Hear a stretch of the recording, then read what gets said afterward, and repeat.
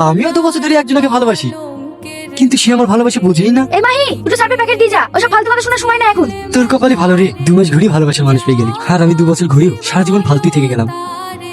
কিরে নুপুর, আজ কলেজে যাসনি? মার শরীরটা একটু খারাপ তো, তাই যাওয়া হয়নি। আয় আয়, বাইকে চাপ, তোকে বাড়িতে নামিয়ে দেবো। আমি এটুকু হেঁটেই চলে যাবো। আরে আয় তো। ছাড় ছাড়, বসছি।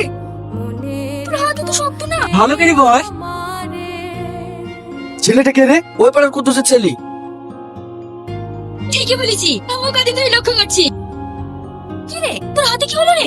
ইয়াসিন, তোর লেগে আমি বাইক যেতে পারবো না। মানে কাল তোকে বটু জাল করে লেগেছি বলি আমার স্টার্ট গেলেন কেনে? আমি কি কোনো অন্যায় করেছি? এই হাত দিয়ে আমার গার্লফ্রেন্ডকে টাচ করেছিলেন।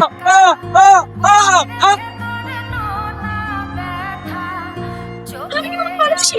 না, তাহলে তুমি আমার পিছনে কেন এভাবে পড়ে থাকো? ছিল আমার সাথে কথা বলতে, তাকে কি তুমি পারবা? তুমি কি ভাবছো বস্তানি করে আমার ভালোবাসা আমি করবো? কখনো না। আমি তোমাকে